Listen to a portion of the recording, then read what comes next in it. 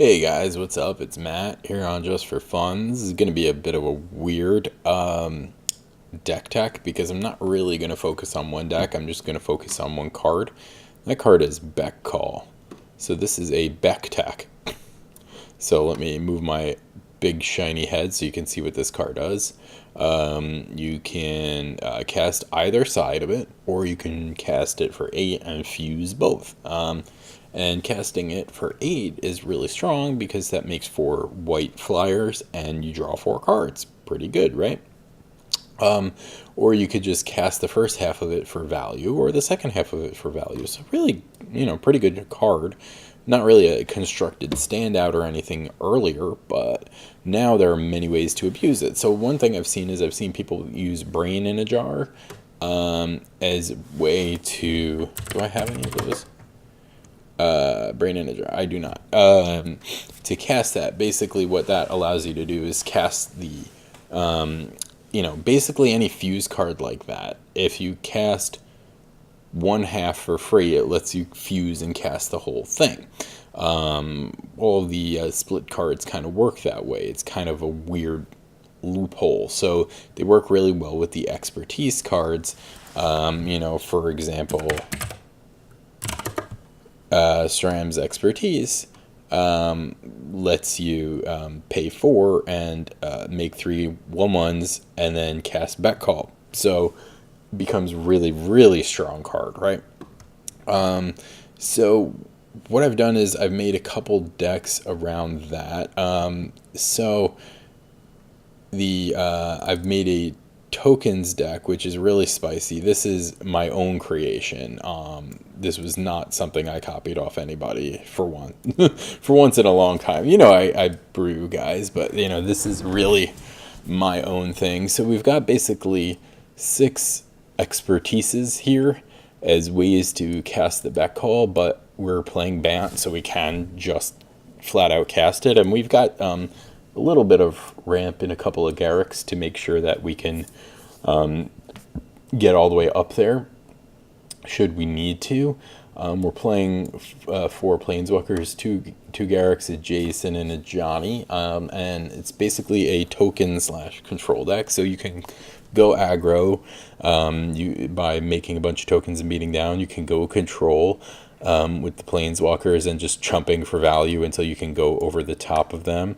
We've got Oath of a Johnny, which works well with the Planeswalkers and also with the tokens, right? This guy works well with tokens. This guy's draw spell. This guy works well with he makes tokens and also works well with tokens.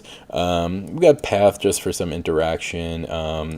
Primary token makers are these spells here.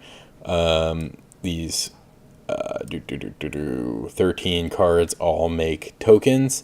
This Oath makes tokens, and it also lets you cast Garrick at 4. Turn 2, Raise the Alarm, turn 3, Oath of Gideon, turn 4, Garrick Wildspeaker minus ultimate. Pretty strong, right? And Intangible Virtue is just another way to pump the team. But the real cool thing is casting one of these expertise spells into a Beck Call. And technically you could even go Barrel's expertise, use the free thing to cast SRAM's expertise, use the free thing to cast Beck Call. That's living the dream. So let's see if we can get that on camera. That would be pretty fucking obnoxious. So really fun deck. Really enjoy playing with it, and I'll show you matches with that soon. The other decks we've made with Beck Call is, I wanted to see how good Elves would be if we just splashed for Beck. So yeah, we do have enough mana sources barely to cast it fused. Elves can make a ton of mana sometimes, so we can use that as a way to just kind of like keep going off and going wide. We've got the Crater Hoof Behemoth as a way to kill. With that we can search up with Court of Calling or a Summoner's Pact. So it's basically, or we've got Azuri to kill. So it's basically the mono green Elves deck splashing for Beck Call. And what I wanted to figure out is this better than, say, my version of Elves, which is this version, black green Elves. And I recently upgraded this deck a little bit. I do have to swap a couple things out here, but I changed the lands a little bit, got these blooming marshes in here, added the Crater Hoof and the Pact, got the 4th Heritage Druid. Before I only had 2, and I've got these Abrupt Decays and Thoughtseize for the sideboard that I didn't have before either. So this version of the deck, I've been really successful. I want to say I've done about 30 practice matches with this, and I've lost about 2. Now, I'm almost ready to take this into like tournament because it's very, very strong. I want to maybe change Dismember for Abrupt Decay in the main, maybe tweak the numbers a little bit here and there. But I found that this is really, really successful and really strong. I like black for the disruption that gives you in the sideboard, and I really, really like this card because it's another way to just kind of like kill out of nowhere, and it's a different angle as opposed to attacking. So, you can win with this through, say, a ensnaring bridge or something like that. Being able to like just make a whole shit ton of dudes and then Chord of Calling for Shaman is amazing. So one of the great things about a deck like this is that you have so many different ways to win, because you can it's like aggro combo. You can just beat down with little dorks. You can pump them with Lord and try to win that way. You can overwhelm by going wide with Collected Company, or you can one-shot them with Crater Hoof or Azuri. So there's like so many different ways to go about winning in this deck.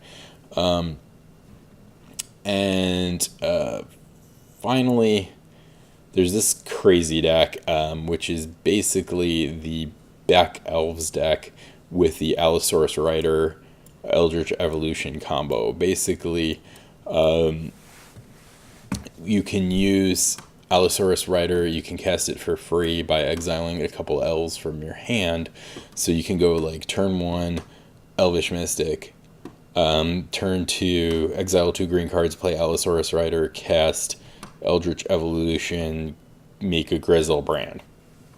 And, or make a Primeval Titan, or make a Greater Hoof Behemoth.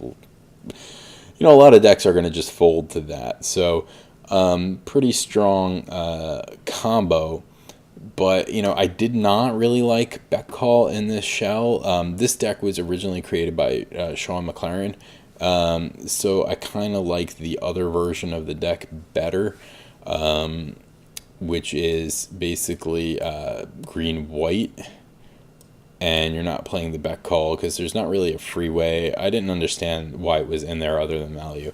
But this is just like a similar Elves list with the Allosaurus Rider combo, except your targets here are Iona and Elishnorn. And it's very rare that one of those 2 cards is not going to just kind of like cold your opponent, just like win the game on the spot. So, and Revel Arc is cute because it lets you sort of chain up with Eldritch Evolutions, right? You can, sack like an Eternal Witness to get Revel Arc, and then sack Revel Arc to get one of these 8 drops or something and get back value or whatever else, or you can rebuy all your little dudes. So,